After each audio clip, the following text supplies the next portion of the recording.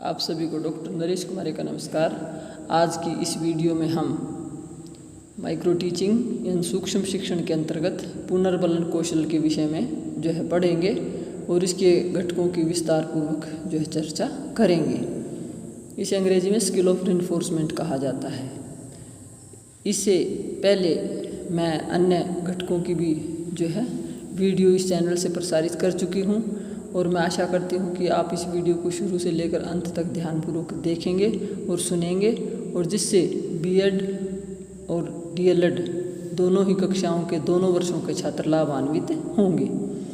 देखिए, अध्यापक अपने जो है शिक्षण प्रक्रिया को सफल बनाने के लिए अनेक जो है तकनीकों का प्रयोग करता है, जिसमें माइक्रो जो स्किल्स होते हैं, सूक्ष्म शिक्षण के जो कौशल होते हैं, वो अपना महत्वपूर्ण योगदान देते हैं। अब इसमें जो पुनर्बलन कौशल स्वाभाविक रूप से मनोवैज्ञानिक होता है।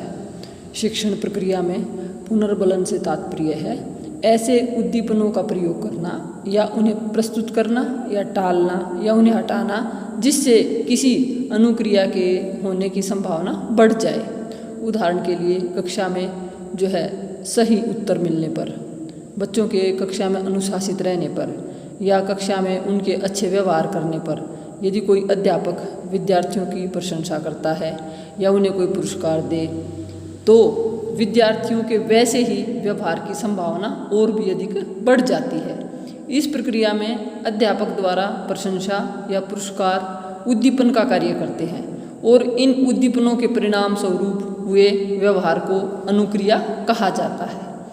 पुनर्बलन या प्रतिपुष्टि शब्द से अभिप्राय है वह घटना जो किसी उद्दीपन को वैसी ही परिस्थितियों को पैदा करने पर दोबारा अनुक्रिया की संभावना को बढ़ाती है। यदि घटना के होने से जो है अनुक्रिया होने की संभावना बढ़ती है तो इसे क्या कहा जाता है? सकारात्मक पुनर्बलन कहा जाता है। और यदि जो है घटना के समाप्त होने पर अनुक्रिया के न होने की संभावना बढ़ती है तो इसे नकारात्मक पुनर्बलन कहा जाता है। नेगेटिव और पॉजिटिव।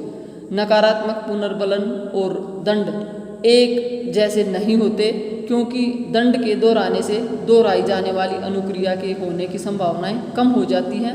अब जो है हम कहते हैं टाइप्स, जो पुनर्बलन के दो प्रकार होते हैं, एक सकारात्मक पुनर्बलन पॉजिटिव रिइंफोर्समेंट और एक नेगेटिव नकारात्मक पुनर्बलन जो है। अब देखो, कक्षा में अध्यापक के द्वारा सकारात्मक पुनर्बलन का ही अधिक से अधिक प्रयोग किया जाना चाहिए, अर्थात उन उद्दीपनों का ही अधिक से अधिक प्रयोग किया जाना चाहिए जिनके प्रयोग से अनुक्रिया के होने की संभावनाएं बढ़ जाती है। उदाहरण के लिए शाबाश, पुरस्कार, प्रशंसा आदि। सकारात्मक पुनर्बलन से विद्यार्थियों को कक्षा में अधिक से अधिक भाग लेने के लिए प्रोत्साहन जो है मिलता है और नकारात्मक पुनर्बलन के प्रयोग से अध्यापक को बचना चाहिए क्योंकि इससे वांछित व्यवहार कमज़ोर पड़ते हैं और जो है विद्यार्थियों की प्रतिभागिता पार्टिसिपेशन भी कम हो जाती है। अब आगे हम बात करते हैं जो है कंपोनेंट्स जो है रिइंफोर्समेंट जो स्किल के कंपोनेंट कौन कौन से हैं। अब पहला है सकारात्मक शाब्दिक कथनों का प्रयोग, यूज़ ऑफ पॉजिटिव स्टेटमेंट्स।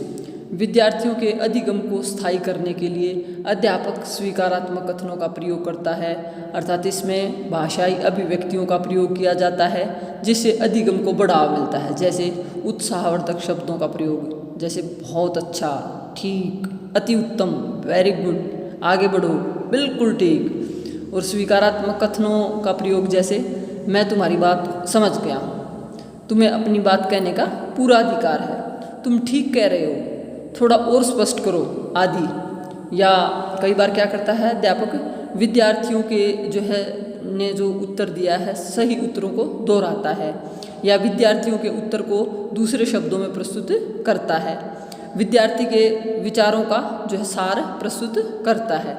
तो ये सब क्या है जो है सकारात्मक शाब्दिक कथनों का प्रयोग, यूज ऑफ पॉजिटिव स्टेटमेंट। दूसरा है सकारात्मक अशाब्दिक संकेतों का प्रयोग। अशाब्दिक मतलब जिसमें हम बोलते नहीं हैं, शब्दों का प्रयोग नहीं करते। कक्षा में कभी कभी अध्यापक के द्वारा विद्यार्थियों को प्रोत्साहित करने के लिए अशाब्दिक संकेतों का प्रयोग करना पड़ता है। विद्यार्थियों की जैसे पीठ थपथपाना, अच्छे उत्तरों को चाक बोर्ड पर लिखवाना, विद्यार्थियों के उत्तरों को ध्यान से सुनना, उत्तर सुनते समय मुस्कुराना, सिर हिलाना और चलकर छात्रों के पास जाना, आँखों या मुख मुद्रा द्वारा सहमति व्यक्त करना। तो ये क्या होते हैं? सारे सकारात्मक अशाब्दिक जो है संकेतों का प्रयोग, use of positive non verbal clues. आगे हम बात करते हैं, तीसरा घटक है अतिरिक्त शाब्दिक पुनर्बलकों का प्रयोग, यूज ऑफ एक्स्ट्रा वर्बल रेनफोर्सेस। देखो, ऐसे शिक्षण व्यवहार भी होते हैं जिन्हें न तो पूर्णतः शाब्दिक ही कहा जा सकता है और न ही पूर्णतः अशाब्दिक, जैसे आहा आदि, जो विद्यार्थी को अपने उत्तर को निरंतर बनाए रखने के लिए क्या करते हैं? प्रोत्साहित करते हैं। तो ये किसके अंतर्गत आते हैं? अतिरिक्त शाब्दिक पुनर्बलकों का प्रयोग किया गया है। आगे है चौथा जो हमारा कंपोनेंट है, नकारात्मक शाब्दिक कथनों का प्रयोग, use of negative verbal statements. देखो, कभी कभी कक्षा में अधिगम को स्थायी बनाने के लिए कई उद्दीपनों का हटाना भी आवश्यक होता है, जैसे गलत, बेहुदा, तुम्हारा ये वाक्य मुझे बिल्कुल पसंद नहीं है, नहीं, सत्य नहीं है।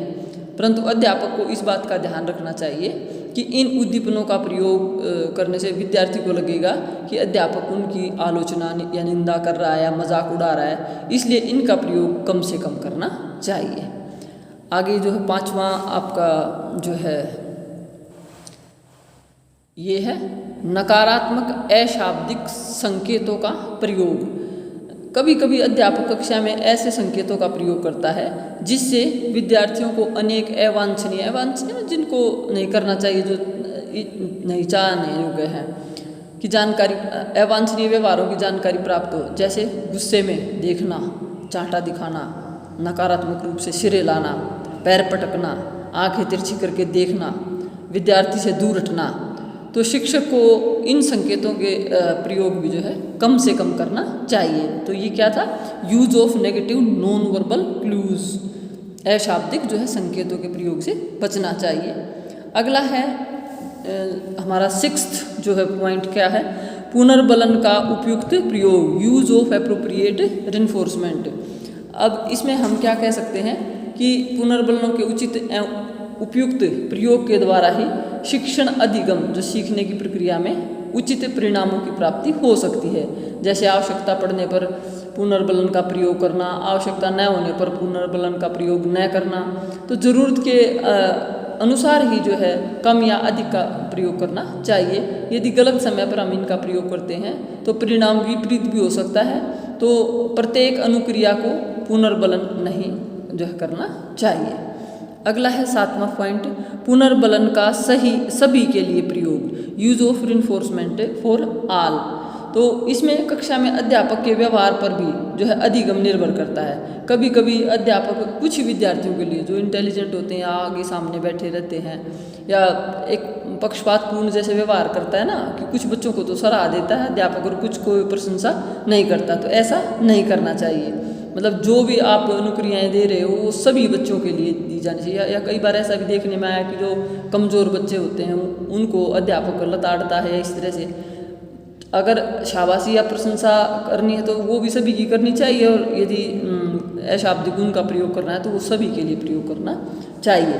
तो इस देखो, कभी कभी अध्यापक कुछ विद्यार्थियों के लिए पुनर्बलन का प्रयोग करता है और अन्य विद्यार्थियों को नकार देता है। इससे विद्यार्थी उत्तर देने के लिए प्रोत्साहित नहीं हो पाते और उनकी प्रतिभागिता भी क्या हो जाती है? कम होती चली जाती है। इसलिए अध्यापक जब पुनर्बलन का प्रयोग करे तो सभी पूरी कक्षा को जो है उत्तर देने के लिए प्रेरित करे। अब अगला है आठवां जो लास्ट हमारा, पुनर्बलन में प्रयुक्त कथनों में नवीनता, न्यूनेस और changes in the statement used in reinforcement. इसमें देखो सामान्यतः देखा गया है कि जब अध्यापक बार बार एक ही शब्द या पुनर्बलन का प्रयोग करता है तो उसका प्रभाव धीरे धीरे कम होता चला जाता है, समाप्त हो जाता है, और वह अध्यापक उसी नाम से जाने लगता है। जैसे ठीक है वो वाले जो है बहुत अच्छा, अध्यापक आदि। इसलिए अध्यापक को चाहिए कि वह मतलब एक ही वचन का कथन का जो है बार बार प्रयोग न करे। इससे जो है समय समय पर क्या करता रहे, नवीनता लाता रहे, उसमें परिवर्तन करता रहे, अन्यथा वह एक उपहास का जो है कारण भी बन सकता है, मजाक का पात्र भी बन सकता है। तो समय समय पर जो है इनका कथनों में नवीनता लानी चाहिए। तो ये थे सारे के सारे कंपोनेंट। मैं बार बार यही कहती हूँ, किसी भी विषय की पाठ्य योजना क्यों न बने, केवल कंटेंट विषय वस्तु ही बदलती है, लेकिन सभी विषयों के छात्रों को जो है इन्हीं कंपोनेंट का प्रयोग करना पड़ेगा और इसी जो है स्किल का ये आपके पाठ्यक्रम में निर्धारित की गई हैं, चाहे वो बीएड का है चाहे वो डीएलएड के छात्र हैं। सभी इनको ध्यानपूर्वक देखेंगे और सुनेंगे। अगली वीडियो में मैं इसकी एक आदर्श पाठ्य योजना जो है बनाकर आपको बताऊंगी और मैं आशा करती हूँ कि आप इस वीडियो को इस ध्यानपूर्वक देखेंगे और चैनल को अवश्य ही सब्सक्राइब करेंगे। नमस्कार, धन्यवाद।